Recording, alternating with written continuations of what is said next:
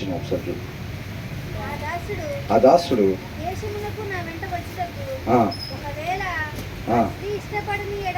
ఎవరు ఏంటంటారు ఈ సందర్భం? ఇస్సాకుకి భార్యని తీసుకొని రమ్మని తన పెద్ద దాసుడిని అబ్రహాం పంపించినప్పుడు, ఒకవేళ ఆ స్త్రీ రానంటే ఇష్టపడినలా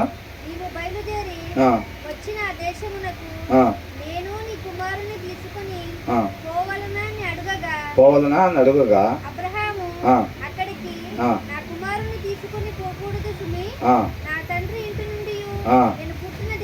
ఈ మాట అండర్లైన్ చేసుకోవాలండి. ఏంటంట? నా తండ్రి ఇంట నుండి, నేను పుట్టిన దేశం నుండి నన్ను తెచ్చి నాతో మాట్లాడి నీ సంతానమునకు ఈ దేశమును ఇచ్చేదనని ప్రమాణం చేసి నాతో చెప్పిన పరలోకపు దేవుడగు యెహోవా తన దూతను నీకు ముందుగా పంపును. అక్కడి నుండి నీవు నా కుమారునికి భార్యను తీసుకుని వచ్చేది. చూసారండి, అబ్రహాంకున్నది ఒకటే, ఖచ్చితంగా నేను నమ్ముకున్న దేవుడు నమ్మదగిన వాడు. కీర్తన 11వ అధ్యాయంలో దావీదు మాట్లాడినా, ఇక్కడ అబ్రహాం మాట్లాడినా వీళ్ళ ధైర్యం ఒకటే. ఏంటంటే ఆయన మాట ప్రకారంగా మేము జీవిస్తాం. ఇవాళ ఆయన కుమారుడు ద్వారా మనతో మాట్లాడుతున్నాడు. ఆ దినాల్లో ఏం చేసేవాడు అంటే దేవుడు డైరెక్ట్గా అబ్రహాంతో మాట్లాడేవాడు. మాట్లాడేటప్పుడు అబ్రహాంకున్న ధైర్యం ఏంటంటే ఆయన ఏదైతే చేయమంటున్నాడో నేను అదే చేస్తానో, ఆయన ఏదైతే వద్దు అంటున్నాడో నేను అది చెయ్యను. అదే అబ్రహాంకున్న ధైర్యం. అర్థమేనండి? ఆ ధైర్యం ఇవాళ మనలో ఉంటుందా? అది మనం చూసుకోవాల్సింది. ఇప్పుడు కీర్తనలో 11లో కూడా ఏమన్నాడు? దావీదు ఏమంటున్నాడు? దుష్టుడు బాణాలు విల్లేకి పెట్టున్నారు, నీతిమంతుడివి అయినా చేసేదే ఉంది, పునాదులు కదిలిపోయి పారిపో పక్షిలాగా కొండకి అని అన్నాడు. అప్పుడు ఏమంటున్నాడు? నేనెందుకు పారిపోవాలి? నీతిమంతుల పైన ఆయన కనుదృష్టి ఉంది, సింహాసనం మీద కూర్చొని ఆయన చూస్తూ ఉన్నాడు. దుష్టులంటేనే ఆయనకి అసహ్యం, నీతిమంతుల పైన ఆయన కనుదృష్టి ఉండిద్ది అని అంటున్నాడు. మనం ఆ ధైర్యం కలిగి ఎప్పుడు కూడా జీవించే వరకు ఉండాలి. నీతిమంతులు ఎలా ఉంటారంట? సింహం వల్లే ధైర్యంగా ఉంటారంట. ఇక్కడ అబ్రహాంకున్నది కూడా ఒకటే. ఏమంటున్నాడు? వెళ్ళి ట్రై చేయ అన్నాడా? లాస్ట్లో ఏమనుంది? అక్కడి నుండి నీవు నా కుమారునికి భార్యను తీసుకుని వచ్చి తీసుకొస్తావు అంతే. ఒకవేళ ఆ పెద్ద దాసుడు ఎలా తీసుకొస్తానంటే ఏం చెప్తాడు? ఎలా తీసుకొస్తాడంటే నాకు కూడా తెలీదు, కానీ కార్యం మాత్రం జరిగిద్ది అంతే. అర్థమవుతుందండి? కార్యం మాత్రం జరిగిద్ది, కానీ నువ్వు ఎవరిని తీసుకురావాలో నాకు కూడా తెలియదు.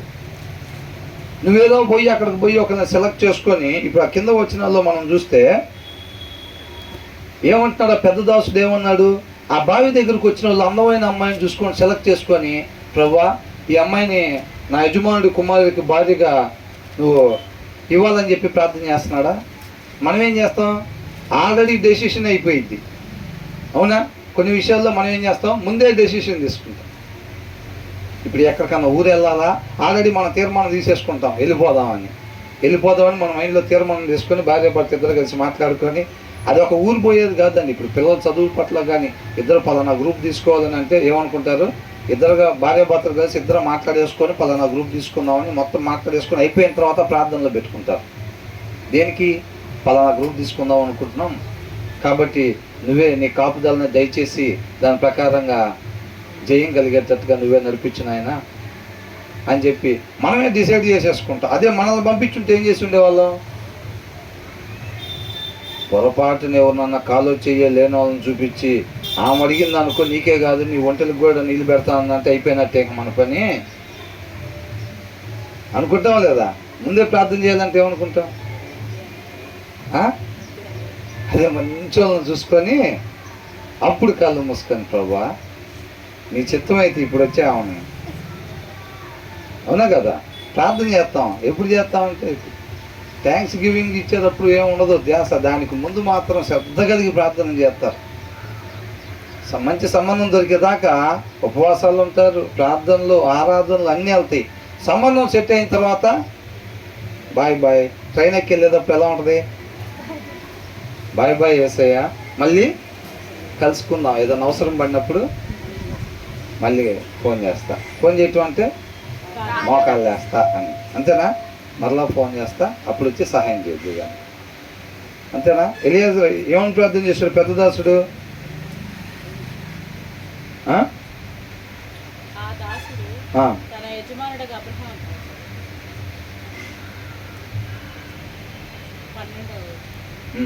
నా యజమానుడగా అబ్రహాము దేవుడైన యెహోవా, నేను వచ్చిన కార్యం త్వరలో సఫలం చేసి నా యజమానుడగా అబ్రహాము మీద అనుగ్రహము చూపుము, చిత్తగించుము. నేను ఈ నీళ్ల ఊట యొద్ద నిల్చున్నాను, ఈ ఊరి వారి పిల్లలు నీళ్లు చేరుకొంటకు వచ్చుచున్నాను. కాబట్టి నేను త్రాగునట్లు నీవు దయచేసి నీ కడవను వంచమని నేను చెప్పగా, నీవు త్రాగుము, నీ ఒంటలకు నీళ్లు పెట్టగలని ఏ చిన్నది చెప్పునో ఆమెయే నీ సేవకుడైన ఇస్సాకు కొరకు. ఒకవేళ 2 కళ్ళు లేనామని చెప్పింది అనుకోండి, ఏం చేస్తుండేవాడు పెద్ద దాసుడు? 2 కాళ్ళు లేనామా వస్తే, ఒకవేళ 2 కాళ్ళు లేనామా సంఖలో కర్రలు పెట్టుకుని చిన్న బిందె తీసుకుని వచ్చుంటే పెద్ద దాసుడు ఏం చేసేవాడు? చేసి నేను సరే ప్రార్థన చేయలేదు అనుకుంటా, ప్రభు మళ్ళీ చేస్తానని చెప్పి బిలంలాగా మళ్ళీ చేసేవాడా? మరి ఏం చేసేవాడు? పక్కన ఒక సుందరవతి వచ్చుంటే ప్రార్థన చేసిన తర్వాత ఏమనింది అనుకోండి, నీకే కాదు నీ ఒంటిలకు కూడా నీళ్ళు ఇస్తానని చెప్పి ఆ 2 కాళ్ళు లేనామని చెప్పింది. పక్కన ఇంకో సుందరవతి వస్తుంది. అప్పుడు మరి ఈ పెద్ద దాసుడు అయితే ఏం చేసేవాడు? కాళ్ళు లేనామని. ఎందుకని? బైబుల్ అట్లా చెప్పిద్ది కాబట్టి మన సమాధానాలు కూడా అలాగా, అంతేనా? మన జీవితాల్లో ఒకవేళ ఆమెనే సెలెక్ట్ చేసుకునేవాడా పెద్ద దాసుడు? ఎంతమంది నమ్ముతున్నారు అట్లా? ఆ ప్లేస్లో మనం ఉంటే నేను కూడా అలాగే చేస్తుంటాను అని చెప్పి ఎంతమంది అనుకుంటున్నారు? ఆ ప్లేస్లో నన్ను పంపిస్తే నేను కూడా ఖచ్చితంగా ఆ కాళ్ళు లేనామనే నేను సెలెక్ట్ చేసుకొని తీసుకెళ్తాను ఎంతమంది? అది తీసుకెళ్ళాలి, ఓకే, ఖచ్చితంగా నేనైతే ఆ కాళ్ళు లేనామని తీసుకుని వెళ్తా అని ఎంతమంది ఉన్నారు? సిద్ధపాటు, లోపల కాన్ఫిడెన్స్ రావట్లేదా? ఆ ధైర్యం రావట్లేదా? అంటే ఆ బలం, తగిన బలం ఇంకా రావట్లేదని అర్థం. పోనీ ఈయన తీసుకెళ్ళాడు, ఈ కాళ్ళు లేనామని తీసుకుని వెళ్తే ఒకవేళ అబ్రహాం కానీ ఆ పరిస్థితి చూస్తే కాళ్ళు లేనామని తీసుకొని వస్తుంటే అబ్రహాం చూసి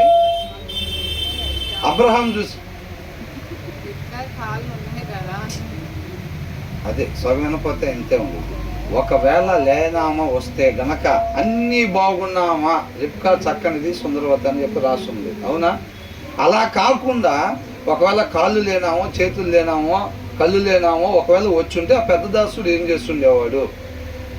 ఒకవేళ ఆ పెద్ద దాసుడికి నిజంగానే తగిన ఇది ఉంది, తీసుకుని వెళ్తే ఒకవేళ అబ్రహాం చూస్తే అబ్రహాం ఏం చేస్తుండేవాడు?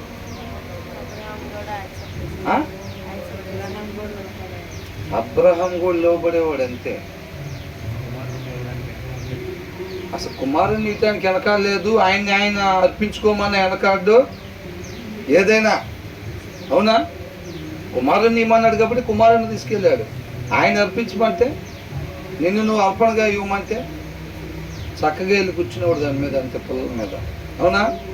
వాళ్ళకి తెలిసింది ఒకటి, అదే నేను అంటుంది. ఇప్పుడు వాళ్ళ సత్తా ఏందో చూపెట్టారు, వాళ్ళ టైం ఇచ్చినప్పుడు మనలాగా వాళ్ళకి అవకాశం ఇస్తే దేంట్లో లోబడటం అంటే, ఇప్పుడు ఆయన మాటని మాత్రమే తీసుకోవటం అంటే మన మాట ఏమి ఉండకూడదు అక్కడ.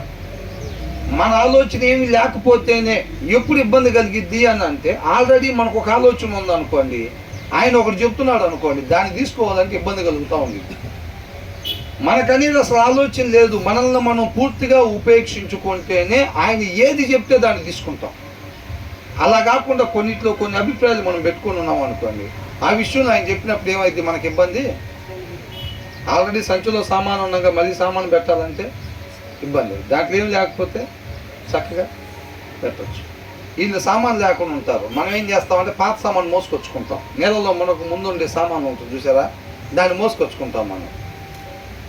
ఆయన చెప్పిన మాటలు పెట్టాలంటే ఇబ్బంది అవుతూ ఉంటుంది, ఇవే అడ్డం పడతా ఉంటాయి. ఉపేక్షించుకోవటం అంటే ముందు వాటిని తీసి బయటపడేయాలి. మనకు ఒకటే విధానం కావాలి. అర్థమవుతుందండి? ఆయన మాట తీసుకోవటం, దాని ప్రకారంగా వెళ్తాం. ఆయన మాట తీసుకోవటం, దాని ప్రకారంగా వెళ్ళటం, అంతే. అవునా? అలాగే మనం ముందుకి సాగిపోయేటట్టు ఉండాలి. ఇవాళ మనకి కూడా అవకాశం ఇచ్చినప్పుడు మనం కూడా మన సత్తా ఏందో చూపెట్టాలి. ఏ విషయంలో? విధేయత చూపెట్టే విషయంలో. ఆయన ఏది చెప్పాడో దాని ప్రకారం వెళ్ళిపోవటం. అబ్రహాంకున్న నమ్మకం 40వ వచనంలో కూడా ఏమంటున్నాడు?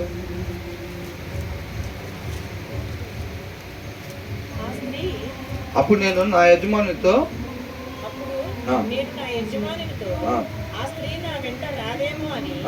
చెప్పినందుకు అతడు యవ్వన సన్నిధిలో నేను జీవించుచున్నాను.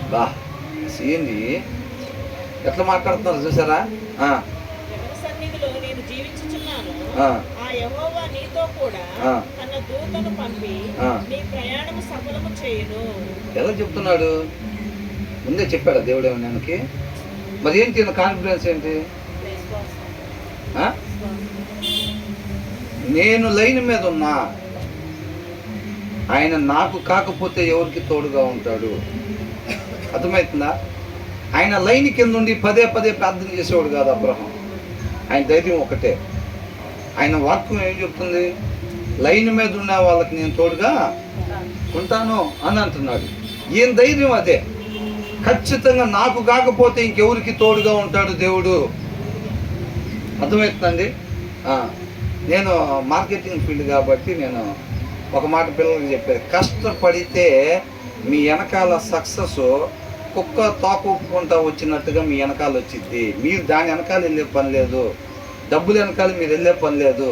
మీరు కష్టపడితే మీ వెనకాల తోక ఉప్పుకుంటా అయ్యే వస్తాయి అని చెప్తాను అన్నమాట.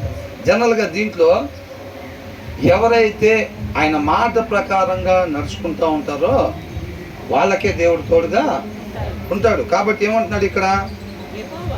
నేను ఎవరి సన్నిధిలో నేను జీవించుతున్నానో ఆ యెహోవా నీతో కూడా తన దూతను పంపి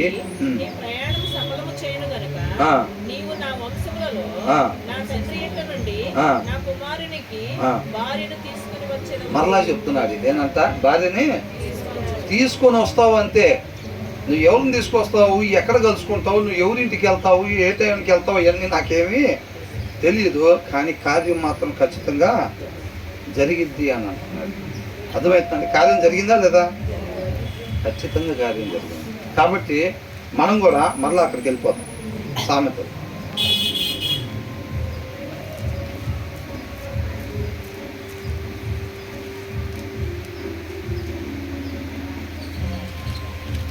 మనం కూడా ఇవాళ మన సమయం వచ్చింది కాబట్టి మనం కూడా విధేయతని కనపరిచి దేవుడి నామాన్ని గొప్పగా మహింపరిచేవారుగా ఉండాలి.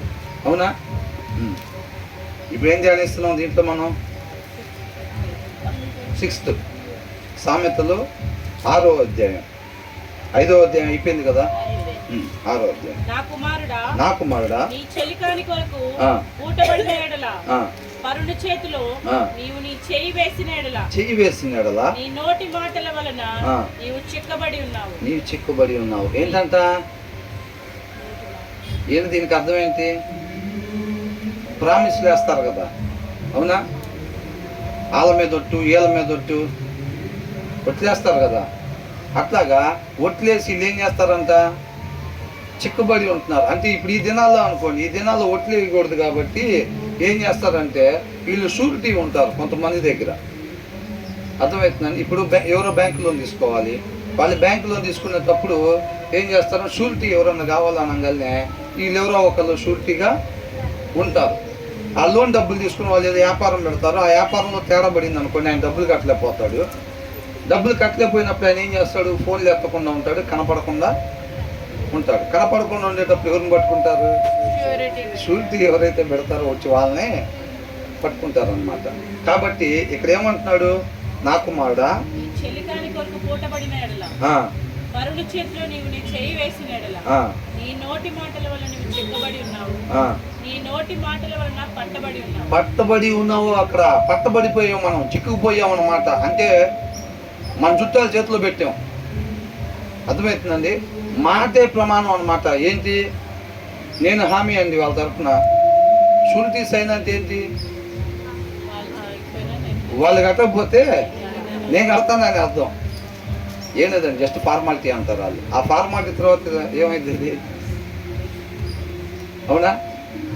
చాలా ప్రాబ్లం అయింది అది. కాబట్టి నువ్వు అలా పట్టుబడి ఉన్నావు. తర్వాత నీవు త్వరపడి వెళ్ళి విడిచిపెట్టమని తప్పించుకొను. నువ్వు అలాగే నిద్రపోతా ఉంటే కుదరదని అంటున్నాడు. ఒకవేళ నువ్వు అలా కానీ చేస్తుంటే నువ్వు ఏమాత్రం కూడా రెస్ట్ తీసుకోవద్దు, క్షణం కూడా. నువ్వు ఇమ్మీడియట్గా వెళ్ళి దాని నుంచి విడుదలని పొందుకో అని చెప్తా ఉన్నాడు అనమాట.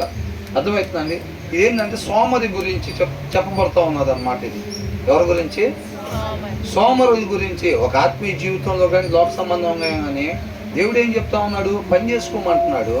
మన కొరకు మనం పని చేసుకోవటం మాత్రమే కాదంట, ఇతరుల కొరకు మన చేతులు కష్టపడేగా ఉండాలంట. అవునా? ఇతరుల కొరకు మన చేతులు కష్టపడేగా ఉండాలి. అది దేవుని వాక్యం చెప్తా ఉంది. చాలా మంది ఏం చేస్తారంటే పనులు మానుకొని ఉంటారు.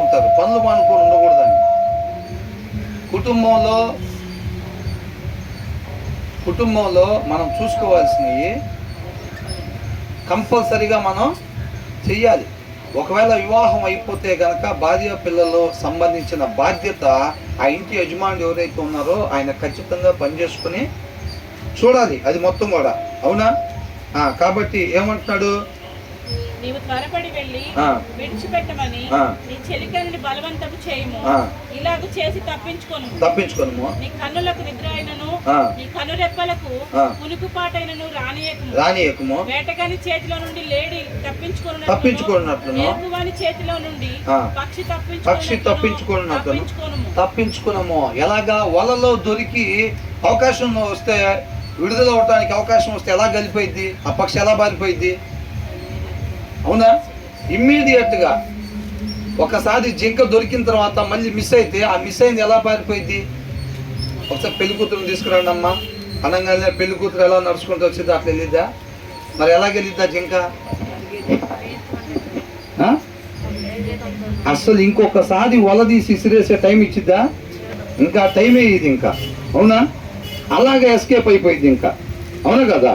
కాబట్టి మనం వేరే వాళ్ళ తరపున షూరిటీలు ఇలాగ నేను హామీ ఉంటానని ఎప్పుడు కూడా చిక్కబడకూడదు. ఒకవేళ నువ్వు అలాంటి పరిస్థితుల్లో ఆల్రెడీ ఉన్నట్లయితే కనుక నువ్వేమాత్రం సరేలే ఈ నైట్ పడుకొని రేపు పొద్దున వెళ్ళి మాట్లాడదాం అని నువ్వు అనుకోబాక.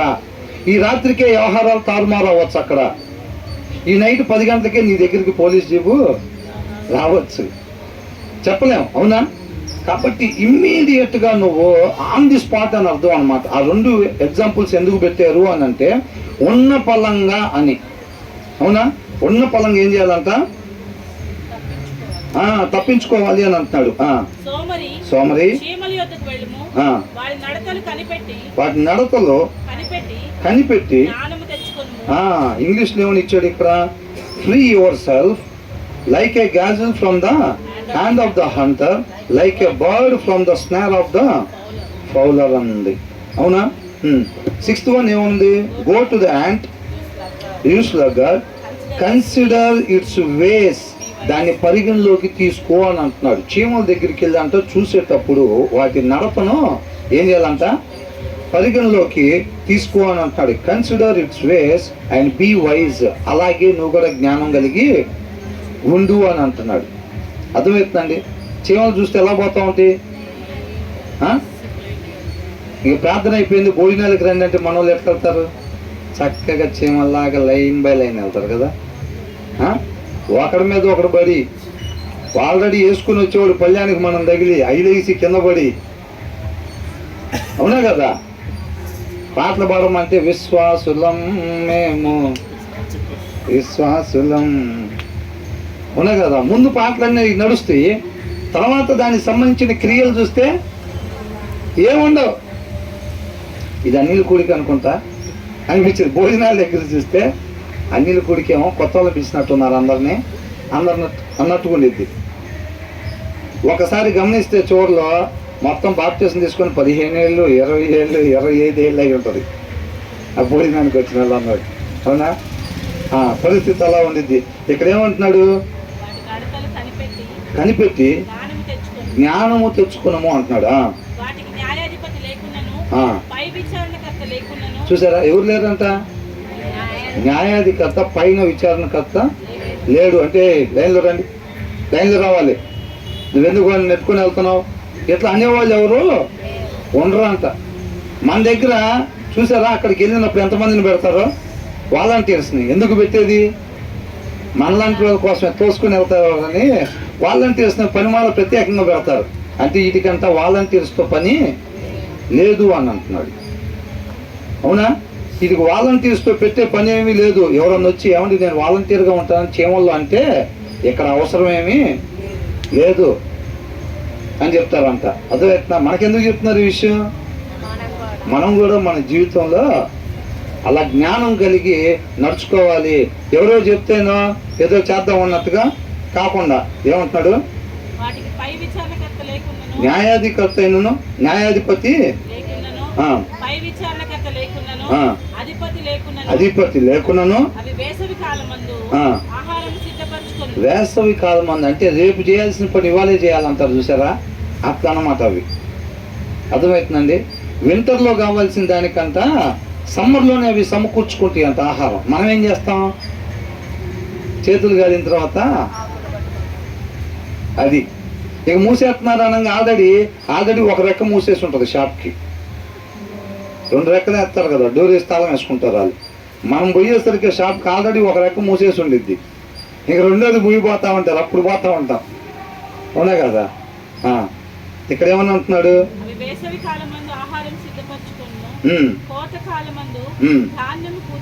ధాన్యము కూర్చుకొను. సోమరి. ఎవరిని పిలిచాడు సోమరి అని? నేనేమంటలేదని, అక్కడ ఉన్నది కదా ఉంది. ఎవరిని అంటున్నాడు? ఇప్పుడు ఆ కింద చెప్పబోతున్నారు. అయ్యి కానీ మనలో తగిలినాయి అనుకోండి, అది ఎవరి పేరు అంట? మన పేరు. అవునా కదా? ప్రత్యేకంగా ఏముండదు. సోమరి అంటే అటు ఇటు వెనకాలకు చూడటం కాదు. ఒకవేళ ఈ మనలో కనపడుతున్నాయి అనుకోండి, ఖచ్చితంగా అది మనమే, వేరొకళ్ళు ఎవరు కాదు. వాక్యం అనేది ఏంటి? స్ట్రైట్ లైన్ చూపిస్తారు. మనకి ఎక్కడన్నా ఇదవుతుంటే సరి చేసుకొని మనం ఆ లైన్లోకి వెళ్ళాలి, అంతే కదా? కాబట్టి సోమరి బా చూసారా, ఎందాక పండుకొని ఎందు, ఎప్పుడు నిద్ర లేచదువు, ఇంకొంచెం నిద్రించదనని మనం అందరం ఏమంటాం? అవునా? ఏ టైం అయింది లే అంటే ఏమంటాం? కొంచెం సేపు అంటారు. అట్లా అన్న వాళ్ళకి అంతా ఏం పేరు అంట? సోమరి అని అంటున్నారు. అవునా? ఈసారి నుంచి ఎవరన్నా మంచాల మీద పడుకున్నప్పుడు టైం అయింది లే అని అంటే ఇంకొంచెం సేపు అని అన్నప్పుడు సోమరి లేవమ్మా అని అనాలి. మరి ఇప్పుడు అట్లా అన్నవాళ్ళు ఎవరు? వాక్యం సత్యం. అవునా కదా? వాక్యం సత్యం. అది ఎవరన్నా అన్నాయి? నరేంద్ర మోడీ అన్నీ, నారా చంద్రబాబు నాయుడు గారు అన్నీ, నేను అన్నీ, మీరు అన్నీ, ఎవరన్నా కానీ ఒకటే, లేవమ్మా సోమరి అని చెప్పాలి. తర్వాత ఏమంటున్నాడు?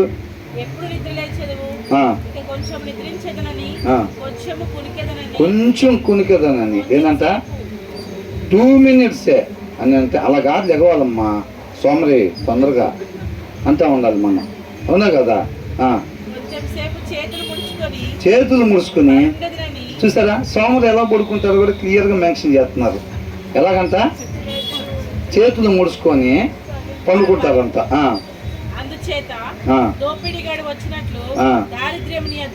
చూసారా, సోమరి దగ్గర కంట దోపిడిగాడు ఎట్లా వస్తాడు? క్యాట్ వర్క్ చేసుకుంటూ వస్తాడా? మరి ఎలా వస్తాడు? పెద్ద మనిషి వచ్చినట్టు మర్యాదగా నిదానంగా నడుచుకుంటూ వస్తాడా? ఎప్పుడు వచ్చి ఎప్పుడు పోయాడో కూడా తెలియదు. దొంగతనం చేసేవాడు. మనం లేచి లైట్లు ఆన్ చేసి చూసేసరికి ఏముండవు ఇంట్లో, మొత్తం సర్దుకొని ఉంటాడు. అవునా కదా? అట్లా వచ్చిందంటే ఏమొచ్చింది? దారిద్ర్యం అన్నమాట. దారిద్ర్యం అంటే ఓల్డ్ టెస్టిమెంట్లో దారిద్ర్యం అని అంటే పూర్నెస్ అని, పేదరికము అని. అర్థమవుతుందా? అవి ఏం చేస్తాడంట? పైన చీమల గురించి చెప్పబడింది. వాళ్ళకి చలికాలంలో కావాల్సిన ఆహారం అంట ఎండాకాలంలోనే సమకూర్చుకుంటాయి అంట అవి. ఇక్కడ ఏం చేస్తున్నాడు ఈ సోమరి? అతను సోమరి ఏమంటున్నాడు? ఇంకా కొంచెం సేపు పండుకోవాలి అని అంటున్నాడు. వాళ్ళ దగ్గరికి ఏమొచ్చిందంట? దారిద్ర్యం వచ్చిందంట. అది ఒక్క లోక సంబంధంగానే కాదండి, ఆత్మీయ జీవితాల్లో కూడా అంతే.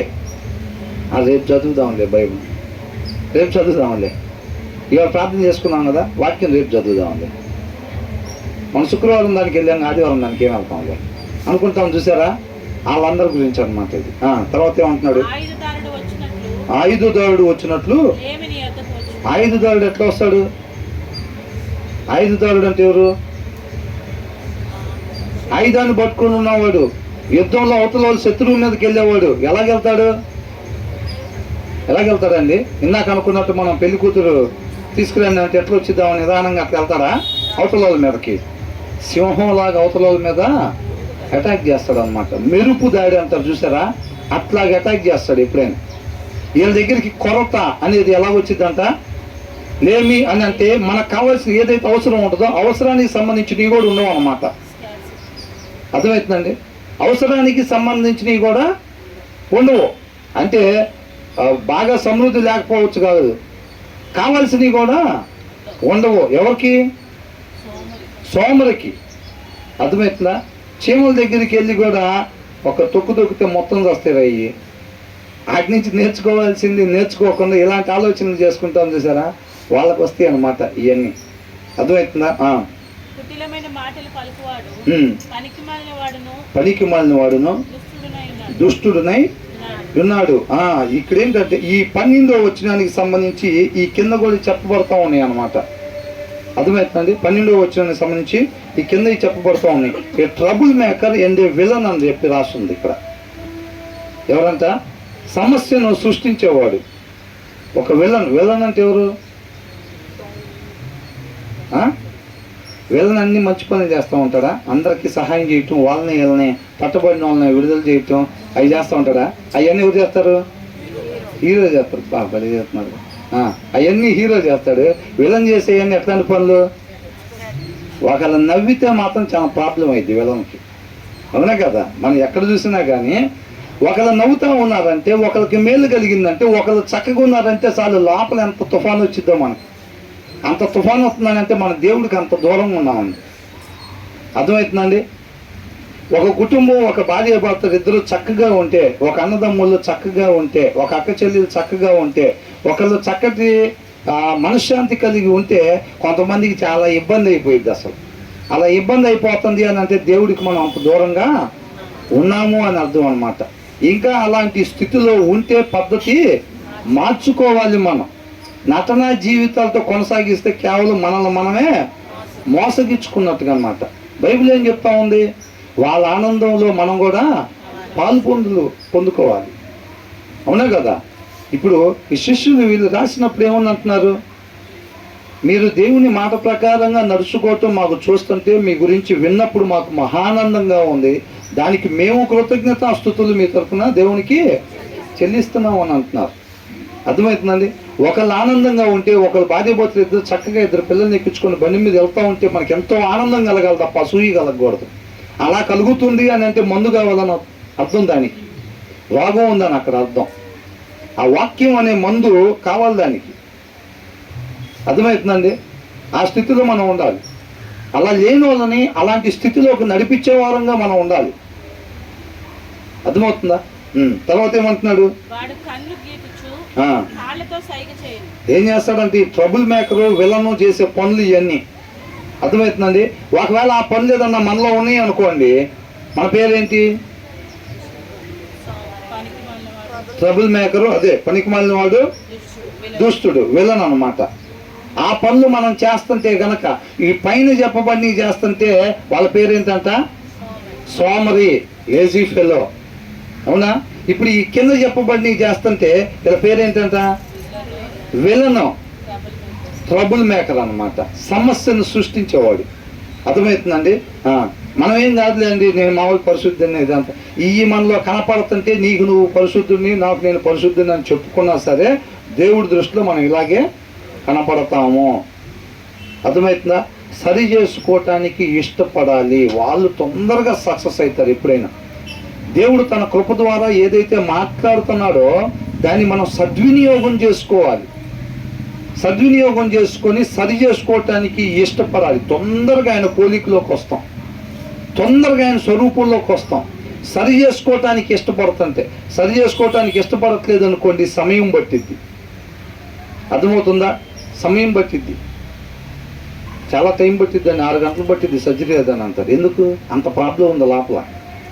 అది కాబట్టి మన జీవితంలో అది ఒక అలవాటుగా చేసుకోవాలి. ఆయన కృపను బట్టి ఏదైతే ఆయన ఉద్దేశాన్ని మనం తెలియపరుస్తున్నాడో దాన్ని మనం సద్వినియోగం చేసుకోవాలి. ఆయన కృపని సరి చేసుకోవటానికి ఇష్టపడాలి. తర్వాత ఏమంటున్నాడు ఇక్కడ?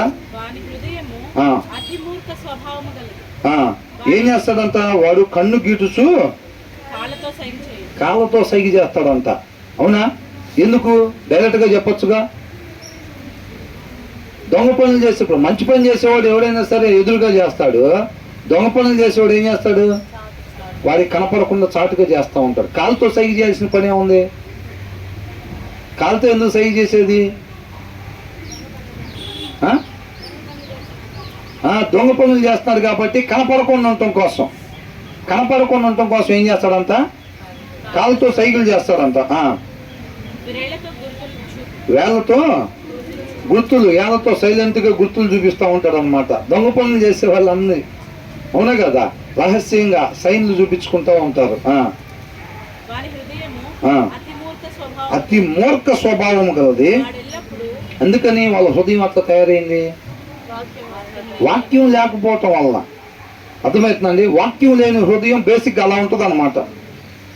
మన నేలలో మనకి ఎన్ని సంవత్సరాలైనా కావచ్చు, క్రిస్టియన్ ఫ్యామిలీలో పుట్టొచ్చు కాక మన హృదయంలో వాక్యం లేకపోతే ఏ మాత్రం తేడా ఉండదు. అన్ని సంవత్సరాలు దేవునితో నడిచిన దావీదు హృదయంలో దేవుని మాట కొదువైనప్పుడు ఏం జరిగింది?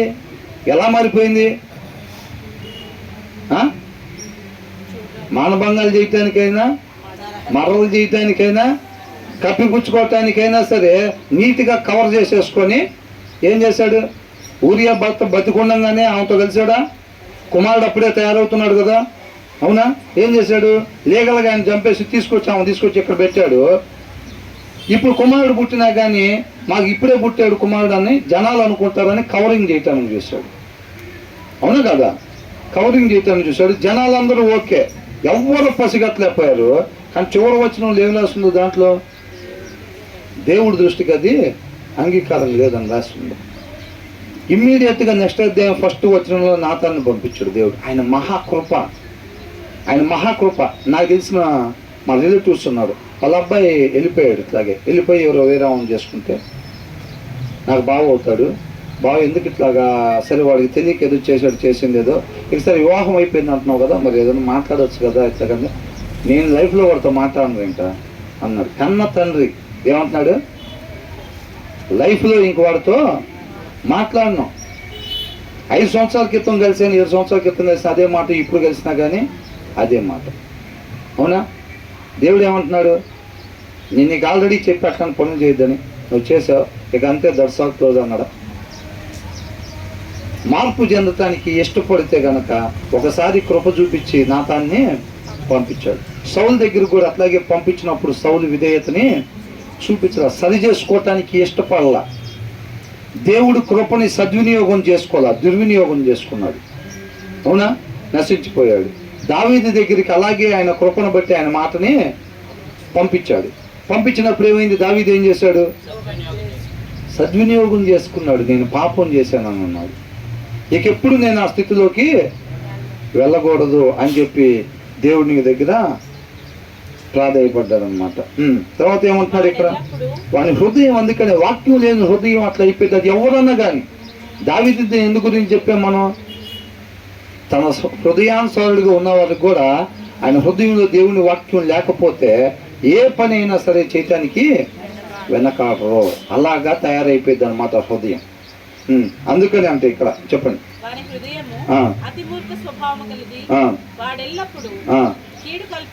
ఏం చేస్తా ఉంటాడంట?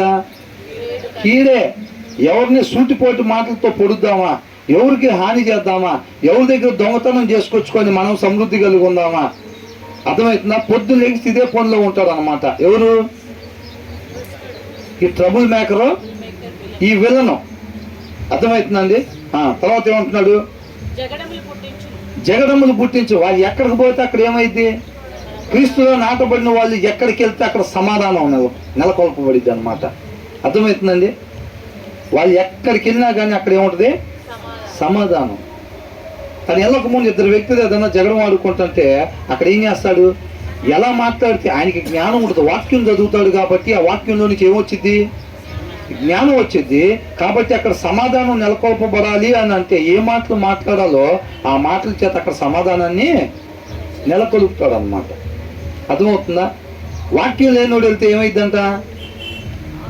వాక్యం లేనివాళ్ళే క్రిస్టియన్ పేరే పెట్టుకున్నారు, క్రిస్టియన్గానే పుట్టారు, హృదయంలో వాక్యం లేదంతే. వాళ్ళు ఎక్కడికి వెళ్ళినా అక్కడ ఏమైంది? పుల్లలు పెట్టడమే కార్యక్రమం అయింది. అవునా? ఇద్దరు మంచిగా మాట్లాడుకుంటున్నారంటే నాతో కదా వాళ్ళు మాట్లాడాల్సింది మంచిగా. వాళ్ళిద్దరు మాట్లాడుకుంటే ఎట్లాగా? మన కళ్ళు చల్లగుంటాయా? ఈ జోబులో నుంచి ఒక పుల్ల తీసి వాళ్ళిద్దరి మధ్యలో పెట్టామంటే ఆటోమేటిక్గా సత్తా బతుకుతా ఇద్దరు నాకాడికే వస్తారు. ఒకళ్ళ మీద ఒకసారి చెప్పుకుంటా, అక్కడ చూసావా ఏమైందో, ఏం చేసిందో చూసావా అని నువ్వు వస్తావు, నువ్వు కూడా వస్తావు. లేకపోతే నన్ను పట్టించుకోరా? ఏంటంట? నన్ను పట్టించుకోరా? లేకపోతే ఇద్దరు కలిసి నా కళ్ళ ముందే చక్కగా నవ్వుతా మాట్లాడుకుంటారా? మీరు అట్లా నవ్వుతుంటే ఎంత ప్రాబ్లం అవుతుందో నాకు మీరు పట్టించుకునేది లేదా? ఏంటంట? ఎంతమంది ఉన్నారోనండి అసలు ఈ లోకంలో. ఒకళ్ళు చక్కగా ఉంటే, ఒకళ్ళ దేవుళ్ళలో నాటబడి ఉంటే, ఒకళ్ళ లైన్ మీద పోతుంటే కింద లైన్ పక్కన ఉండే వాళ్ళు అల్లాడిపోతూ ఉంటారు. అసలు మనం పోయినసారి అంతకుముందు చూసాం కదా, ఇలా పని ఏందంట, వాళ్ళ లైన్ దింపడానికి ఈ లైన్లో వెళ్ళేవాడు ఏం చేస్తాడంటే అనేక మంది లైన్లో పోయేటట్టుగా పరిచర్య చేస్తూ ఉంటాడు. ఈ లైన్ కింద పోయేవాడు కూడా ఒక పరిచర్య చేస్తూ ఉంటాడు. ఏందా పరిచర్య? లైన్లో పోయేవాడిని కింద దింపుదామనే పరిచర్య. అది గట్టిగా దారి పొరుగుతూ జరుగుతూ ఉండిద్ది. వాళ్ళు లైన్ పక్కన పోతూ ఉంటాడు, లైన్ మీద వెళ్ళే వాళ్ళందరినీ పిలుస్తూ ఉంటారు అనమాట. మీరు ఎక్కడ చూసారు అట్లాంటి వాళ్ళని? మీ జీవితాలు ఎక్కడ కనపడ్డారా? లేకపోతే అందరూ పరిశుద్ధుల మధ్యలోనే ఉంటారా? మేము పాలకెళ్ళినా పరిశుద్ధులే ఉంటారండి, మేము ఎక్కడికి వెళ్ళి ఇంటి దగ్గర ఉన్న పరిశుద్ధులే ఉంటారు, బియ్యానికి వెళ్ళినా పనికి పోయినా మేము ఎక్కడికి పోయినా పరిశుద్ధులే ఉంటారండి. అంత భయంకరమైనది మాకు ఎక్కడ తగలేదు ఇప్పుడు దాకా. తగిలేదా తగలేదా? ఎంతమంది తగిలేరు అట్లాంటి వాళ్ళు?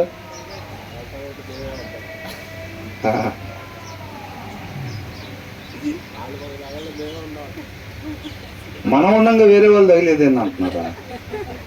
అయితే గీతే అవునా? సత్యాన్ని ప్రకాశింపజేయటంలో సత్యస్వరూప సహవాసం అంటే 4K అనుకున్నాం కదా, LED అనుకున్నాం కదా, మళ్ళీ ఏంటి అట్లా అంటున్నారు? పొరపాటును కూడా అది దరిదాపుల్లో కూడా రాకూడదు. అర్థమవుతుందండి? దరిదాపుల్లో కూడా రాకూడదు అంతే. కొంతమంది సిగ్గుపడాల్సిన విషయంలో అతిశయపడుతూ ఉంటారు. అలా మనం ఎప్పటికీ కూడా ఉండకూడదు మనం. అవునా? ఈ లక్షణాలు కానీ మనలో కనపడుతున్నట్లయితే మనం ఎవరంట? అంతే. అవునా? కుటిలమైన మాటలు పలుకువాడు పనికి మాలిన వాడును దుష్టుడినై ఉన్నాడు. ఈ లక్షణాలు కానీ మనలో కనపడుతుంటే వాక్యమైన దేవుడు ఏం చెప్తున్నాడు? వాళ్ళ పేర్లు ఏంటంట? పనికి మాలిన వాడు, దుష్టుడు అని అంటున్నాడు. ఒకళ్ళు చక్కగా ఉంటే ఓర్చుకోలేని వాళ్ళు. దాన్ని బట్టి ఎన్ని సిమ్టమ్స్ అనమాట. కరోనా వచ్చినప్పుడు వాడికి దగ్గు, జలుబు, బాడీ పెయిన్స్ ఇవన్నీ అనుకోండి, అదే నువ్వు ఇమీడియట్గా వెళ్ళి టెస్ట్ చేయించుకుంటారు. చూసారా? ఇట్లాంటి ఒకళ్ళు బాగుంటే మనకి ఇబ్బంది కలుగుతుంది, ఒకళ్ళు బాధపడుతుంటే, ఒకళ్ళు ఏడుస్తుంటే, మన మాటల ద్వారా ఒకళ్ళు ఇబ్బంది పడుతుంటే మనకి కొంచెం హాయిగా ఉంటుంది అని అంటే మన పేరేంటంట? పనికి మాలిన వాళ్ళు అనంట. దుష్టులు అన్నా సరే ఓకే పలుకుతారంట. అర్థమవుతుందంటండి? మన మాటల ద్వారా ఒక మాట అనగానే అవతల వాళ్ళు ఇబ్బంది పడుతుంటే వాళ్ళకి ఎంత హాయిగా ఉంటుందో. అర్థమవుతుందా? అలా ఉంటుంటే మాత్రం వాళ్ళు ఈ కోవకు చెందిన వాళ్ళని వాక్యం చెప్తా ఉంది. సరి చేసుకోవటానికి ఇష్టపడితే ధన్యులు అంతే. మనం సరి చేసుకోవటానికి ఇష్టపడితే, సరి చేసుకోవటానికి ఇష్టపడకపోతే సౌలు ఏ రీతిగా నశించిపోయాడు అలాగే మనం కూడా నశించిపోయేవారు ఉంటాం. ముసుగులేసుకొని ఊరికే మనల్ని మనం మోసం చేసుకునేవారుగా ఉండకూడదు మనం. అర్థమవుతుందండి? వాక్యం అర్థం లాంటిది. ఆ అర్థంలో చూసి ఎవరైతే సరి చేసుకుంటారో రేపు వాళ్ళే నిత్య జీవంలో దేవునితో పాటు ఉండేవాళ్ళు. జ్ఞానం కలిగి ఉండండి అని అంటున్నాడు. తప్పేం లేదు. చీమల దగ్గరికి వెళ్తే చిన్న పిల్లోడైనా సత్యం చెప్పినప్పుడు దాన్ని మనం ఇమ్మీడియట్గా గ్రాప్ చేసుకోవాలి. అర్థమవుతుందా? తల్లిదండ్రులు చెప్పినా సరే వాక్యంలో లేనిదైతే గనక వాక్యంలో నుంచి చూపించాలి దాన్ని. డాడీ ఇలా ఉంది కదా, మరి అక్కడ అలా ఉంది కదా. మెయిన్ అదే. డాడీ అయినా మమ్మీ అయినా సరే ఫాలో కావాల్సింది ఏంటి? వాక్యం. అర్థమవుతుందా? దాంట్లో ఏదైతే ఉందో అది చెయ్యాలంతే. దాంట్లో ఉన్నది చిన్న పిల్లలు చెప్పినా సరే చేయాలి. ఒకసారి ఇట్లాగే ఒక ఆయన పెద్ద పెద్ద మీటింగ్స్ పెట్టిస్తూ ఉంటాడంట. ఆ మీటింగ్స్లో ఒక చిన్న అమ్మాయి కరపత్రికలు పంచుతూ ఉందంట.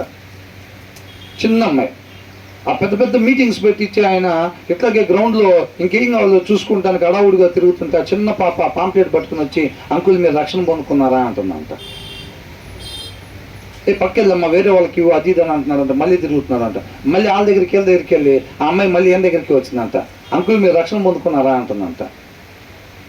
మళ్ళీ అలాగే కసురుకుంటే మళ్ళీ మూడోసారి కూడా వస్తామ్మా, నీకు తెలుసో లేదు, ఇన్ని లక్షల రూపాయలు ఖరీదు చేసి ఈ మీటింగ్ని పెట్టిస్తున్నా నేనే అని చెప్పాడంట ఆయన.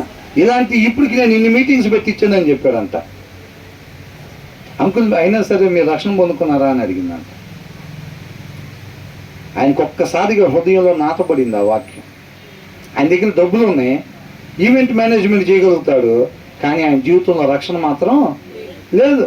చాలామంది ఉంటారు, అడావుడు ఉండిద్ది, ఫ్రంట్ ఫేస్లోనే ఉంటారు మొత్తం, కాకపోతే వాళ్ళ జీవితాల్లో వాక్యం కనపడదు. చిన్న పిల్ల చెప్పింది ఆయన జీవితంలో పనిచేస్తుంది. అవునా? అనేక సాక్ష్యాలు మనం ఇలాంటి వింటూ ఉంటాం. కాళ్ళు లేనాము పరిచర్య చేస్తా, పేపర్ మీద రాసి కిటికీలోంచి బయటపడేస్తే కూడా తీసుకొని రక్షణ పొందుకునే వాళ్ళు ఉన్నారు అనేక మంది. ఎవరు చెప్పారనేది కాదు, ఏం చెప్పారనే దాన్ని మనం తీసుకోవాలంతే, సరి చేసుకోవాలి. ఆణిముత్యం లాంటిది. మొన్న బ్రదర్ చెప్తా అప్లోడ్స్ చేస్తుంటే దాంట్లో ఏం చెప్పారో విని దానికి టైటిల్ పెట్టాలి కదా. దాంట్లో రాత్రి ఒక 4-5 వీడియోలు అప్లోడ్ చేస్తుంటే దాంట్లో ఒక ఆయన చెప్పాడంట, ₹1,00,00,000 మాట చెప్తున్నాను తీసుకోవాలని అన్నారంట. 1,00,00,000 కూడా కాదు, ఎన్ని కోట్లు అయినా సరే ఆ మాట సరిపోదు. ఆ మాట వచ్చింది దాంట్లో. అర్థమవుతుందా? ఒక చిన్న మాట, దేవుని వాక్యం ఏదైతే ఉందో ఈ భూమి మీద సమస్తం వెలగట్టినా సరే దాంట్లో సమానం కాదంతే. దాన్ని గ్రహించుకోవాలి. కీర్తనకారుడు ఆయన కృప, ఆయన మాట మన దగ్గరికి పంపించాడు. కీర్తనకారుడు 119లో మనకు చెప్తూ ఉన్నాడు కదా, వాక్యం యొక్క విలువ ఏంటి, ఒక వచనం విలువ ఏంటి, ఈ భూమి మీద సమస్తం ఇచ్చిన దాంట్లో సరితూగమని అంటున్నాడు. అర్థమవుతుందా? మనం కూడా అలాగా ఉండాలి. ఈ లక్షణాలు మనకు వద్దండి అసలు. ఆయన అబ్రహాంకున్న ధైర్యం, దావీదుకున్న ధైర్యం, దేవుడు ఏది వద్దు అని అంటున్నాడో దాన్ని వాళ్ళు దరిదాపుల్లో ఒక రానిరంతే. అది ఏదైనా పరిస్థితి ఎలాగన్నా ఉండనిగాక. అసలు ఇచ్చిన ఒక కుమారుడిని ఇచ్చావు, 100 సంవత్సరాలకి ఇచ్చావు, ఆయన్ని బలి అర్పించమంటావు ఏంది? ప్రభా నిద్రలో ఏమని చెప్పేవా, లేకపోతే మళ్ళీ ఒకసారి ఆలోచించుకొని సాయంత్రం చెప్తావా అన్నాడా?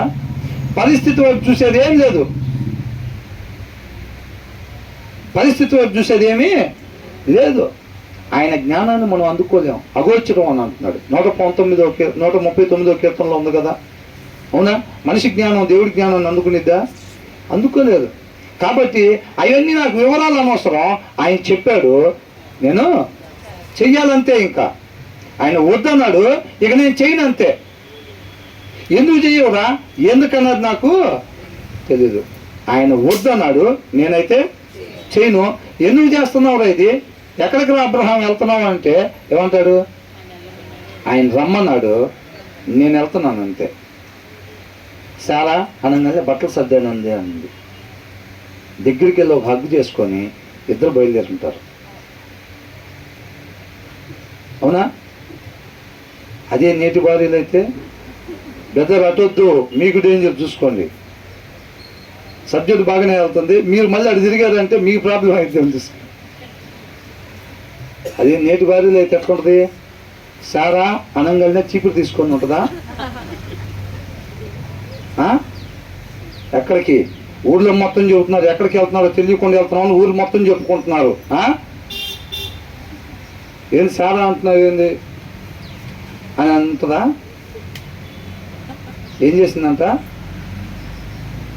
ఎక్కడికి కదిలేదు, ఏం లేదు, నేను వచ్చేది లేదు, నువ్వు కూడా వెళ్తానికి ఫీల్ లేదు, వెళ్తే మాత్రం ఒప్పుకోను అంతే.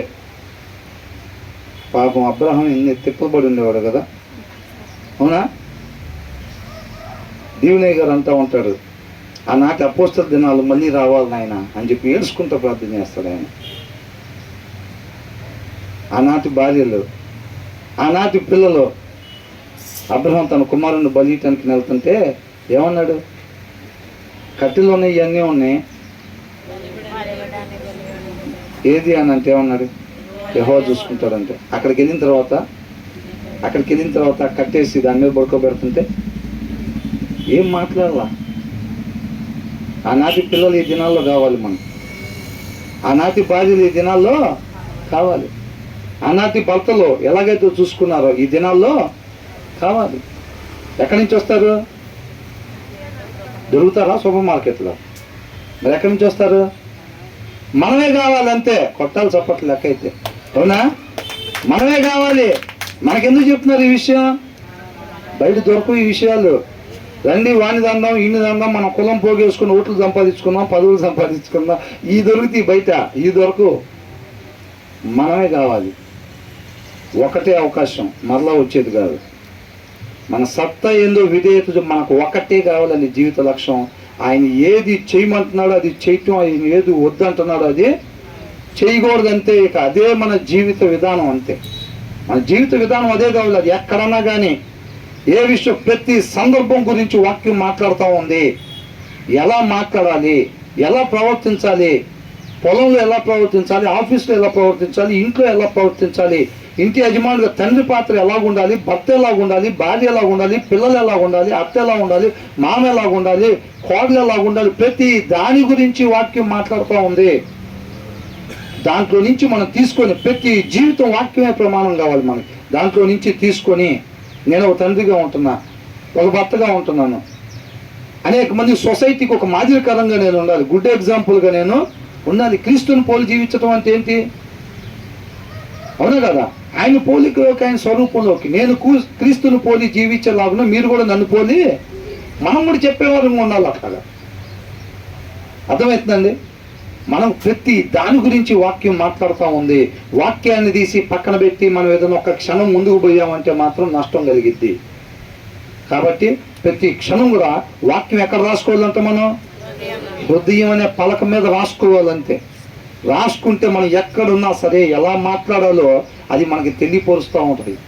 ప్రతి సందర్భంలో నుంచి అపవాది చేసే వలల్లోకి మనం పడిపోకుండా జ్ఞానాన్ని దయచేస్తూ ఉండేది వాక్యం. ఆ వాక్యం మన దగ్గర లేదనుకోండి, ఇరుక్కుపోతాం. పక్షి పోయి ఆ వలలో ఇరుక్కుపోయినట్టు ఇరుక్కుపోతాం. దాన్ని కాపాడే వాళ్ళు ఉండరు, మనల్ని కూడా కాపాడే వాళ్ళు ఉండరు. అల్లాడిపోతూ ఉంటాం.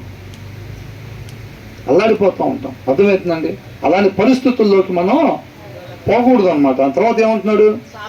కాబట్టి ఎలా వచ్చిందంట తోళ్ళ మీదకి ఆపద? వస్తున్నా అని వచ్చిందంట.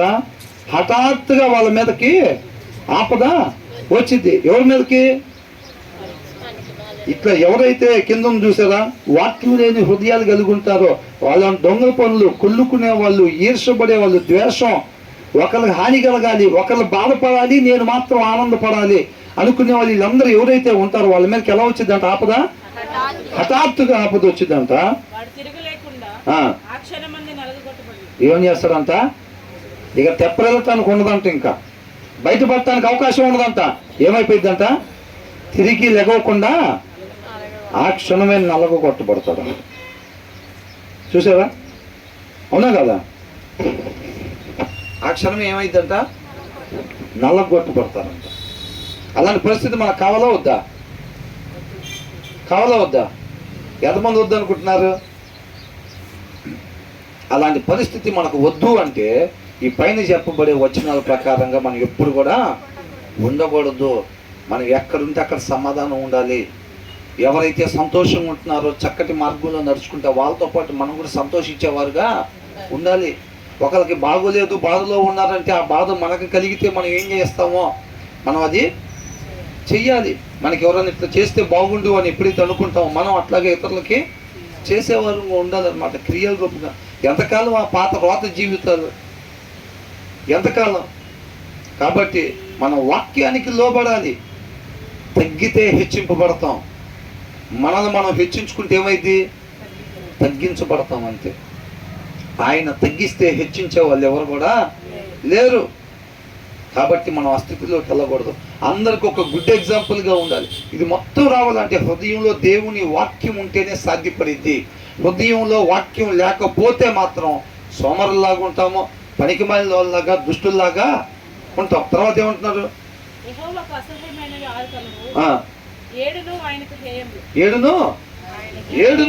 కూడా ఆయనకి ఇట్లాంటి పనులు అని అర్థం.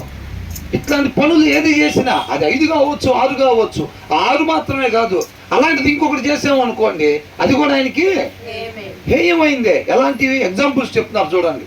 అలాంటివి కొన్ని చెప్తారు, వాటికి సంబంధించి ఏది చేసినా సరే ఆయనకి నచ్చదంట. అవునా కదా? ఆ మాట మనకెందుకు చెప్తున్నారు? కీర్తనకారుడు ఏమంటాడు?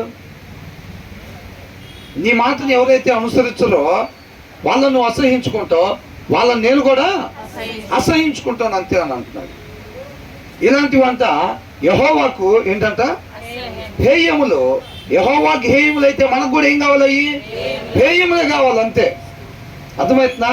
దేవుడికి ఎంత ఇష్టం ఉండదంట, ఆయనకి ఎంత ఇష్టం లేదు అంటే మనకు కూడా అంటే ఇష్టము ఉండకూడదు అంతే. ఇక అర్థమవుతుందండి? అప్పుడప్పుడు ఇష్టం ఉండాలి, అప్పుడప్పుడు ఇష్టం లేకపోతే కాదు, కుదరదు అట్లాగా. వాక్యంలో ఏముందంటే 10 ఆజ్ఞల్లో నువ్వు 9 చేసి 1 చేయకపోయినా 10 చేయనట్టే నువ్వు. ఈ భూమి మీద అందరిని మర్డర్ చేయలేదండి, 10 మందిని చేశారు అంతే. అయితే ఏంటంట, మిగతా వాళ్ళందరిని వదిలిపెట్టాడుగా, పాప మంచోడేనా? మిగతా వాళ్ళందరిని వదిలిపెట్టాడు కదా, పర్వాలేదా? మంచోడేనా? మరి అంతే. అక్కడ చెప్పారు 7 చెప్పారు, అక్కడ మనలో 3గా ఉంది, మనలో 2గా ఉంది, ఆ 1గా మనలో ఉంది. ఏమైంది? 1 కూడా వేస్తారా నరకంలో? ప్రభు ఒక్కదానికే అంతే. అవునా కదా? కాబట్టి ఏమంటున్నాడు? ఏంటంట ఈ ఎగ్జాంపుల్గా అవేమనగా అహంకార దృష్టి అంట. కొంతమంది చూపే తేడాగా ఉండిద్ది అసలు. అవునా? ఎలా ఉంటుంది? చూపే తేడాగా ఉండిద్ది. వాళ్ళ కళ్ళల్లో అహంకారం కనపడతా ఉండిద్ది. అసలు వాళ్ళ కళ్ళల్లో అహంకారం కనపడతా ఉండిద్ది అనమాట. అవునా కదా? తర్వాత ఏమంటున్నాడు? నిరపరాధులు అంటే ఎవరు? నిరపరాధులు అంటే ఎవరు? మంచివాళ్ళు. అవునా కదా? దుర్యాలోచనలు అంటే ఏంటి? మంచి ఆలోచనలు కానివి. అంతేనా? మంచి ఆలోచనలు. మనం ఏం ఆలోచన చేస్తాం? 139లో ఉంది క్లియర్గా. మనం ఎన్నిసార్లు కూర్చుంటున్నామో, ఎన్నిసార్లు నుంచుంటున్నామో, మనం ఏమి ఆలోచిస్తున్నామో, ఏ పనులు చేస్తున్నామో ఆయనకు మొత్తం తెలుసు. మనకి తలంపు పుట్టక ముందే ఆయన సమస్తం ఎరిగి ఉన్నాడు. ఆయనే మనం అందుకునేది. ఆయన దగ్గర మనం కుప్పి గంతులు వేస్తూ ఉంటాం, ఈ లోక తెలివితేటలు తీసుకొచ్చి. ఏదో ఒక కారణం చూసి అమ్మయ్య బెదర్ అడిగితే బెదర్కి చెప్పొచ్చు. అయ్యి ఏందక్క రాలేదంటే, ఏం తమ్ముడు రాలేదేంటి మొన్న అంటే, అన్న ఇట్లా పడిందన్న అర్జెంటుగా పని పడింది. బెదర్ వాళ్ళకి సరిపోయిద్ది. అది పైన సరిపోయిద్దా? అమ్మయ్య ఈ కారణం ఉండలే, ఇది చూపించుకోవచ్చు ఎందుకు రాలేదంటే శుక్రవారం, ఇది చూపించుకోవచ్చు ఎందుకు రాలేదంటే ఆదివారం. అక్కడేం చూపిస్తాం? అది 7 వరకు చెల్లుబాటు అయింది. అక్కడ కూడా చెల్లుబాటు అయింది అనుకుంటే మనం మోసం చేసుకున్నట్టే. కాబట్టి ఏమంటున్నాడు ఇక్కడ? దుర్యాలోచనలు, మంచి ఆలోచనలు కానివి. కీడు చేయుటకు త్వరపడి. కొంతమంది మాటలో ఏం ఆలోచించుకోకుండా ఏమి కలిగిద్ది, ఎంత నష్టం చేకూర్చిద్ది, అది ఎదుటి వారిని ఎంత బాధ పెట్టిద్ది, ఎంత నష్టాన్ని చేకూర్చిద్ది, ఏం ఆలోచించుకోరు. ముందు ఏం చేస్తారు? దానికి డబ్బులు కట్టే పని ఏం లేదు కదా, తక్కువ అలవటమే మాట. అది ఎంత గాయాన్నైనా అవతల వాళ్ళకి చేయని, వినపడితే ఎంత బాధ ఉన్న వాళ్ళు పడని, మనకు సంతోషమేగా, కలగాలనే కదా వేసేది బాణం. అంతేనా? ఏం బ్రదర్ అట్లా అంటారు? వాళ్ళు బాధపడాలనే కదా ఆ మాటను ఇసిరేది, వాళ్ళకి వినపడాలనే కదా అంత సౌండ్తో మాట్లాడేది. తగిలిందా దెబ్బ? ఏంటంట? వినపడింది, బాధపడింది పాపం అని అంటే వినపడాలనే. మరి మొన్న ఏం చేసింది అనుకున్నావు? మొన్న కాదు, రేపు ఏం జరిగిద్ది అనుకున్నావు అనాలి అప్పుడు ఆమె. రేపు అక్కడ నిలబడినప్పుడు ఏం జరిగిద్ది అనుకున్నావు అనాలి. టెంపుల్ అవుట్ అయిపోతాయి అప్పుడు. అవునా? మొన్న జరిగింది కాదే, రేపు ఏం జరిగిద్ది అని చూసుకుంటా ముందుకు పోవాలి మనం. ఎప్పుడైనా మొన్న జరిగిన విషయాలు, నిన్న జరిగిన విషయాలు లోన పెట్టుకొని ముందుకు పోవటం కాదు. రేపు ఏం జరిగిద్ది అనేది చూసుకొని ముందుకు పోతే మంచిది. అవునా కదా? సమయం ఉండగానే సద్వినియోగం చేసుకోవాలి. ఎక్కడ అక్కడ నొప్పి వచ్చిన తర్వాత ఏడితే ప్రయోజనం ఏముంది? అవునా? పొట్టుమూకులు నొప్పి వచ్చి మాత్రం వేసుకోగానే ఒక అరగంటకి మామూలుగా అయిద్దా? పద్దాకలా మళ్ళీ అవకాశం ఎత్తుంటే న్యాయాధిపతులాగా మళ్ళీ డ్యాన్స్ స్టార్ట్. నొప్పి తగ్గగానే మళ్ళీ డ్యాన్స్ స్టార్ట్ అయ్యిద్ది. ఏం డ్యాన్సు? మళ్ళీ శరీరాన్ని అనుసరించి డ్యాన్స్ స్టార్ట్ అయ్యిద్ది. మళ్ళీ వాళ్ళని ఏమైనా బాధ పెట్టడం, మాట్లాడటం, ఇది చేసుకోవటం, మళ్ళీ డ్యాన్స్ స్టార్ట్. మళ్ళీ దేవుడు నొప్పి పెట్టగానే మళ్ళా ఆపటం దాన్ని. అవునా? పద్దాకలు అయితే అట్లా. సొలొమోనుతో అంట దేవుడు ఒకసారి మాట్లాడారంట, 2 సార్లు మాట్లాడారంట. తర్వాత ఏమైంది? ఇంకా మాట్లాడలేదు. ఎవరు నష్టపోయారు? దేవుడా? దేవుడు చిత్తం జరగటం ఆగిపోయిందా? మరి ఎవరికి నష్టం కలిగింది? సొలొమోనుకి నష్టం కలిగింది. ఎవరన్నా లాగటానికి ఉందా ఇప్పుడు? ఎవరు కూడా లాగటానికి లేదు. నశించిపోయి ఎవరైతే చీకట్లో వాళ్ళ జీవితాలు ముగించుకున్నారో, ఆ లోపల ఏదైతే పెట్టుకొని ఆ చీకటి గుణలక్షణాలు పెట్టుకొని ఎవరి జీవితాలు అయితే ముగిసిపోయినాయో వాళ్ళని ఇంకెవ్వరు కూడా లాగలేరు. గుర్తుపెట్టుకోవాలి. అర్థమవుతుందండి? అది భయపడి కాదు దేవుని దగ్గరికి, ఆయన ప్రేమ కొరకు రావాలి. మనం ఆయనగా తెలుసుకొని రావాలి. ఆయనలాగా మనల్ని ప్రేమించే వాళ్ళు లేరు. ఆయనతో పాటు యుగాలు ఉండాలి. చక్కగా చూసుకునే బాధ్యత ఉండటం ఎంత బాగుండేది. చక్కగా చూసుకునే భర్తతో ఉంటే ఎంత బాగుంటుంది. అసలు వాళ్ళు చనిపోతుంటే ఎంత బాధపడుతున్నారు. ఆ భర్త చనిపోతే కొంతమంది అలాంటి భర్త చనిపోతుంటే భార్య ఎంత కన్నీరుగా ఏడుస్తుంది. అలాంటి భార్య చనిపోతుంటే ఏది ఈ లోక సంబంధంగా ఆ రకంగా చూసుకుంటుంటేనే అలాంటి భార్య చనిపోతే భర్త ఎంత బాధపడుతున్నాడు. మరి అలాంటి ప్రేమించేవాడు. అవునా? ఇది జస్ట్ శాంపిల్. ఆయనలో నుంచి వచ్చిన ఒక చుక్క. ఆ వాత్సల్యం, ప్రేమ ఇవన్నీ కూడా ఒక చుక్క అంత మాధుర్యంగా ఉంటే, భర్తలు అంత మాధుర్యం కనపడితే, భార్యలు అంత మాధుర్యం కనపడితే, అది ఎక్కడి నుంచి వచ్చిందో సముద్రం అది ఆయన దగ్గర. అవునా? ఆయనతో పాటు ఇంకెంత బాగుంటుంది యుగాలు. అవునా కదా? కాబట్టి అవకాశాన్ని విడిచిపెట్టుకోకూడదండి. ప్రతి క్షణం, ప్రతి మాట విలువైంది, ప్రతి ప్రవర్తన విలువైంది, ప్రతి క్షణం మన నడవడిక విలువైంది. మనం ఈ సంఘంలో ఉంటున్నాం, దేవుడు ఇష్టపడి చేసుకున్న సమాజంలో ఉంటున్నాం. మనం ఈ సమాజంలో మనం ఒక గుడ్ ఎగ్జాంపుల్గా ఉండాలి, మాదిరికరంగా ఉండాలి. మన నడక, మన చూపు, మన ప్రవర్తన, మన విధి విధానాలు మొత్తం కూడా వెలుగుని మాత్రమే ప్రకాశింపజేసేవిగా ఉండాలంతే తప్ప ఏమాత్రం చీకటిని ప్రకాశింపజేసేవిగా మన జీవితాలు ఉండకూడదు అంతే. అవునా? తర్వాత ఏమంటున్నాడు?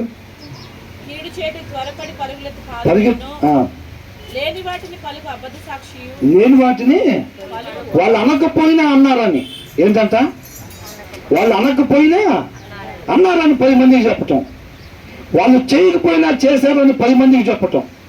10 మందిలో వాళ్ళని నెగిటివ్ చేయటం. అవునా? ఏం చేస్తారు? 10 మందిలో పని కట్టుకొని మనం పోయి ఆమెట్లాగా ఈ 10 మంది దగ్గరికి పోయి మనమే ఫోన్లు చేసి చెప్పటం, ఆమె మీద 10 సార్లు చెప్పటం, 10 రకాలుగా చెప్పి ఆమెను నెగిటివ్ చేసి కార్నర్ చేయటం. వాక్యం ఏం చెప్తా ఉంది? నువ్వు నెగిటివ్ చేస్తున్నావు అనుకుంటున్నావు కదా, నువ్వు కార్నర్ చేస్తున్నాను అనుకుంటున్నావు కదా. అతన్ని ఆయన కాదు కార్నర్ అవుతుంది, నీకు నువ్వే కార్నర్ చేసుకుంటున్నావు, నిన్ను నువ్వే నెగిటివ్ చేసుకుంటున్నావు, నీకు నువ్వే స్థానం లేకుండా నిత్య జీవంలో చేసుకుంటున్నావు అంటున్నాడు దేవుడు. అర్థమవుతుందా? కొంతకాలం ఉండిపోయే ఈ లోకంలో జనాకర్షణ కోసం జనాలు నాతో మాట్లాడాలి, నాతో ఉండాలి, అందరూ నేను మంచిదాన్ని అనుకోవాలి, నేను మంచోడిని అనుకోవాలి అనే ప్రయత్నాలు అవి చీకట్లో ఉన్న వాళ్ళు చేసే పనులు. అవన్నీ జ్ఞానం లేని వాళ్ళు చేసే పనులు. అవన్నీ పని కట్టుకొని వాళ్ళని ఈయనని కార్నర్ చేయటం, హింసించటం. 10 మందిలో మనమే మంచోళ్ళుగా ఉండటం కాదు, 10 మంది మంచిగా ఉండాలి. అందరి కోసం ఆయన ప్రాణం పెట్టాడు. అందరూ తండ్రితో పాటు యుగ యుగాలు ఉండాలని చెప్పి ఆయన కోరుకుంటా ఉన్నాడు. అవునా? ఇప్పుడు కూడా విజ్ఞాపన చేస్తూ ఉన్నాడు. ఆయన్ని పోలి జీవించటం అంటే అది. ఆయనలో నాటుబడి ఉంటే మన జీవితం కూడా అలాగే పోతూ ఉంటుంది, అదే మార్గంలో పోతూ ఉంటుంది. అవునే కదా? వాక్యం చదవాలి. వాక్యం చదవకపోతే ఈ చీకటి గుణ లక్షణాలే మనలో నుంచి లోకంలోకి వెళ్తూ ఉంటాయి. క్రైస్తవులుగా ఉండి విశ్వాసం అని చెప్పుకుంటా చీకటిని ప్రకాశింపజేస్తే కన్నా దౌర్భాగ్యపు జీవితం అంతకన్నా ఇంకొకటి ఉండదు. అర్థమవుతుందండి? క్రైస్తవులుగా ఉంటా విశ్వాసం అని చెప్పుకుంటా ఆ యేసు పడేయి, కుమ్ముకునేవి, అవతల బాధపడే మాటలు, ఇబ్బంది పెట్టేవి, సమాధానం లేకుండా జగడాలు కలిగించేయి, ఇవన్నీ ప్రకాశింపజేస్తున్నాం అని అంటే అంతకన్నా దౌర్భాగ్యపు జీవితం ఇంకోటి లేదు. ఎందుకని? క్రైస్తవుడివే, విశ్వాసమే, వాక్యం లేదు హృదయంలో. వాక్యం లేదండి. హృదయానుసారుడైనా ఇంటి మొత్తంలో నమ్మకస్తుడైనా వాక్యం లేకపోతే వినడు ఆయన మాట. మనమైనా అంతే, ఎవరైనా అంతే. అవునా? ఆ తర్వాత ఏమంటున్నాడు? అన్నదమ్ములలో జగడములు పుట్టించువాడును. ఏం చేస్తారంట? అన్నదమ్ముళ్ళు చక్కగా కలిసి ఉండాలని అనుకోవాలి, అక్క చెల్లెళ్ళు చక్కగా కలిసి ఉండాలని అనుకోవాలి. అవునా? చేతనైతే మనం సమాధానం పరచాలి. కౌన్సిలింగ్లు అంటారు. ఏమి ఇస్తారని కౌన్సిలింగ్లు ఏం చెప్తారు? ఇద్దరు భార్యాభర్తలు మాట్లాడుకోపోతుంటే ఓ పాస్టర్ గారు కౌన్సిలింగ్ ఇస్తారు. ఏమని? అమ్మా, వాక్యం ఇలా ఉంది, మనం దానికోసం వచ్చాం, ఎవరు పంతాలలో నెరవేర్చుకోవటానికి కాదు మనం వచ్చింది. ఈ కొంతకాలం ఉండిపోయే వాటిని చూడబాకండి. అర్థమవుతుందా? ఎవరు లేదన్నయ్యా, ఆయన ఇట్లా చేస్తాడని, అత్త చేస్తాడన్నయ్యా, లేదన్నయ్యా, అమ్మ ఇట్టండి, అత్త చేసింది, నేను ఎంత బాగా చూసుకుని ఇట్లా చేసింది. ఎవరండి మిస్టర్ పర్ఫెక్ట్? ఎవరున్నారు మిస్టర్ పర్ఫెక్ట్? ఎక్కడ ప్రాబ్లం అవుతుంది అంటే అవతల వాళ్ళు మిస్టర్ పర్ఫెక్ట్ ఉండాలని చెప్పి కోరుకుంటున్నాం కదా, అది ప్రాబ్లం అవుతుంది. వాళ్ళు కూడా అంతే కోరుకుంటూ ఉంటారు. యువతల ఉన్నారా మిస్టర్ పర్ఫెక్ట్లు? చనిపోయిందాకా సరి చేసుకోవటమే, వాక్యం ద్వారా కరగబడతానే ఉండాలంతే. ఆయన పోలిక, ఆయన స్వరూపం వచ్చిన ఆయన ఎప్పటి వరకు ఉంచితే అప్పటి వరకు. ఆయన చేతులతో నిర్మించుకున్నారు అవతల వారిని కూడా, భార్యను కూడా, పిల్లల్ని కూడా, ఇంటి పక్కన వాళ్ళని కూడా, ఇంటి వెనకాల వాళ్ళని కూడా ఆయన చేతులతో నిర్మించుకున్నాడు. వాళ్ళ కోసం ప్రాణం పెట్టాడు. అర్థమవుతుందా? అది ఆ ప్లేస్లో దేవుడు ఉంటే మనం ఎలా డీల్ చేస్తామో అలాగే డీల్ చేయాలి. ఎందుకంటున్నాడు? ఆకలిగా ఉన్న వాళ్ళకి అన్నం పెట్టావు కాబట్టి నువ్వు నాకు పెట్టినట్టే అని అంటున్నాడు. నువ్వు పొరుగు వారిని డీల్ చేసేది. దావీదేమన్నాడు? బెత్షెబతో పాపం చేసి నేను నీకే వ్యతిరేకంగా పాపం చేసాను దేవా అన్నాడు. బెత్షెబతో అన్నాడా? ఉరియాతో అన్నాడా? ఎవరితో అన్నాడు? నీకే వ్యతిరేకంగా నేను పాపం చేశాను అన్నాడు. ఒక వ్యక్తిని మనం ఇబ్బంది పడేటట్టు మాట్లాడితే అది ఎవరి దగ్గర మాట్లాడినట్టు? దేవుడి దగ్గర మాట్లాడినట్టు. అవునా కదా? తర్వాత ఏమంటున్నాడు ఇక్కడ? లేని వాటిని అన్నదమ్ముల మధ్య జగడములు. ఎంత సమయం అయిందండి? 1 hour అయిందా? ఓకే, ఇంతతో ఆపుదాము. ఇక్కడ నుంచి సబ్జెక్ట్ మళ్ళీ వేరేది అంశం వచ్చింది 20వ వచనం నుంచి తర్వాత మనం ధ్యానించుకున్నాం. దేవుడు మహాకృపను బట్టి ఏ విషయాలైతే మనతో దేవుడు చెప్తా ఉన్నాడో ఆ విషయాల్లో ఆయన కృపను బట్టి చెప్తున్నాడండి. ఇంకా ఆ లక్షణాలు మనలో ఉన్నాయి అని అంటే అననీయ సప్ఫీరాలాగా ఆయన అక్కడే ముగింపు పెట్టచ్చు కదా. అవునా? ఆయన పెట్టలేదంటే అర్థం ఏంటి? ఆయన కృప చూపుతున్నాడు. ఆ కృపను మనం సద్వినియోగం చేసుకోవాలి. సమయం ఉండగానే సద్వినియోగం చేసుకోవాలి. సరి చేసుకోవటానికి ఇష్టపడి సద్వినియోగం చేసుకోలేదనుకోండి రేపు నష్టపోయేది మనమే. కాబట్టి ఇక్కడ ఏ విషయాలు అయితే చెప్పబడతా ఉన్నాయో ఆ విషయాలు మన జీవితంలోకి, ఏదైతే వద్దని చెప్తా ఉన్నారో ఆ విషయాలు ఎప్పుడు కూడా మన జీవితంలోకి రాకుండా చూసుకోవాలి. అలాగ లేకుండా జీవించి అనేక మందికి మనం మాదిరికరంగా ఉండాలి. దేవునికి మహిమ కలుగును.